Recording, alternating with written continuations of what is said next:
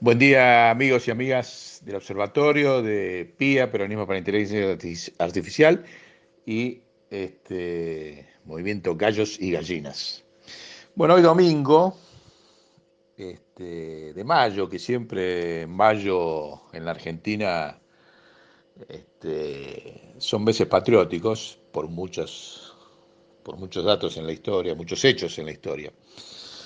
Bueno, eh, hoy queremos hablar rápidamente de que seguimos avanzando en la línea de recuperar al Banco Central de la República Argentina para la patria. Así como, y por eso hay que ampliar el frente de todos a una nueva coalición, como dijimos en el audio anterior.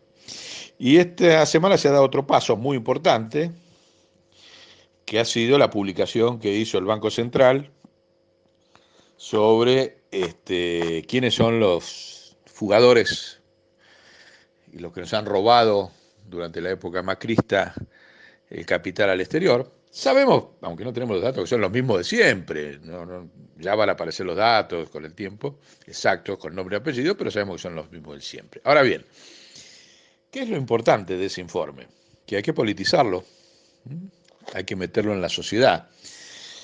Porque en realidad este informe se suma a muchos intentos que hemos hecho como pueblo para terminar con este cáncer de los monopolios y la fuga a los paraísos fiscales. Empezando por el fiscal Molinas, el último fiscal patriota de la Argentina, después la causa Olmos, las comisiones de investigaciones del Parlamento de la fuga de capitales en el 2001, las denuncias que hizo otro patriota como Hernán Arbizu sobre la fuga de capitales de la HBC, denuncias judiciales que siguen durmiendo el sueño de los injustos. La investigación que presidió el otro compañerazo, el compañero Feletti, en la comisión bicameral sobre la fuga del Paribas.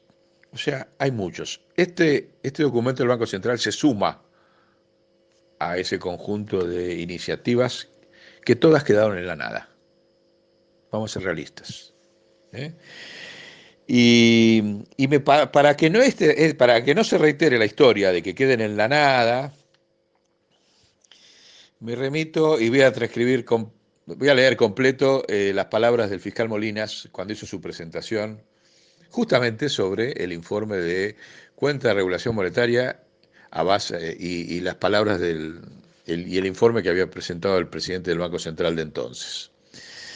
Informe que le valió que Menem lo sacara de la función pública, lo obligara a renunciar, no a renunciar porque no renunció, sino a quedar a disposición, fuera del cargo. También se había terminado, lo había puesto Alfonsín y se había terminado enfrentando con Alfonsín por los negocios de la coordinadora en materia financiera y otros. Pero bueno, el que lo terminó de voltear fue Menem. Cuando él presenta ese informe, escribe esto, después en sus libros. Dice, los grupos económicos no temían una condena o sanción de los tribunales, porque sabían que allí las causas, de un modo u otro, terminaban a su favor o no se resolvían. El verdadero temor era que sus conductas fueran conocidas por la opinión pública, y por eso era importante impedir que el pueblo tomara conciencia. Para ello se intentaron diversos métodos, algunos ilegales, como las amenazas y atentados, otros legales, entre los que se merece destacarse el proyecto de 1986 del entonces senador Fernando de la Rúa, por el cual se subordinaba la Fiscalía de Investigaciones Administrativas a la Procuración General de la Nación. Palabras del fiscal Molinas sobre las consecuencias que lo echaron por un informe sobre esto, pero ya con dimensión fiscal y otras, como fiscal, ¿no? Y con otras dimensiones. Así que ahí está el diagnóstico, y es lo que pasó siempre después. Todos los otros informes que enumeramos antes quedaron en la nada. ¿Qué tenemos que hacer nosotros? ¿O qué estamos haciendo ya para que este informe no quede en la nada? Bueno, en primer lugar, esto nos va a perfeccionar la denuncia que hemos hecho a la Comisión Nacional de Defensa de la Competencia sobre el abuso monopólico en el mercado financiero, que es una herramienta que tiene el Poder Ejecutivo, tiene el Frente de Todos a disposición, y ahora con este informe más, porque desde ahí vamos a pedir que se levante el secreto bancario y se pongan a disposición los nombres de todos los fugadores. Ahí el Poder Ejecutivo en esa denuncia no depende de lo que pase dentro de la justicia, puede actuar directamente a partir de este informe, interviniendo en el mercado financiero argentino como nunca se ha hecho desde que volvió la democracia. Esa denuncia está presentada por nosotros como observatorio en la comisión, y con esto, que vamos a ampliar la denuncia, tiene una herramienta ejecutiva inmediata, que no depende de la discusión de los jueces y los fiscales, que ya vimos, como dijo el fiscal Molina, que termina en la nada.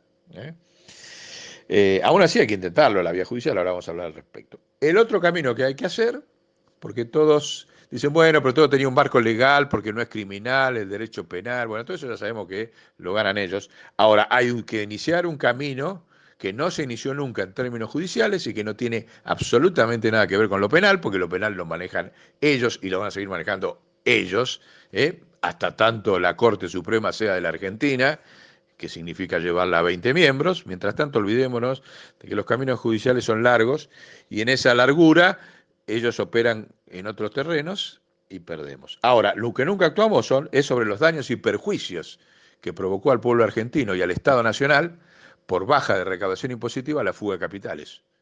Y eso es lo que vamos a impulsar también nosotros, como novedad jurídica, sabiendo que son tiempos largos. Lo más operativo es lo que tiene la Comisión Nacional de Defensa de la Competencia y el Poder Ejecutivo en sus manos, que es lo que acabamos de decir de la Comisión. Después, desde luego, esta causa tendría que ser pedida por 2 juicios en curso. El juez Padilla de Dolores tendría que pedir que se remita todo y se levante el secreto bancario para poder hacer los cruzamientos entre los delitos que tiene investigados ahí y los fugadores de capitales que ha pronunciado el Banco Central. Eso lo pedimos públicamente y como nosotros hemos denunciado cosas en el Tribunal de Aspectos sobre la muerte de Haidt en el Tribunal de Dolores, vamos a pedir una ampliación para que se incorpore este expediente del Banco Central a la causa Dolores, que es la causa de Alessio, que lleva el juez Padilla. Lo mismo tendrá que hacer el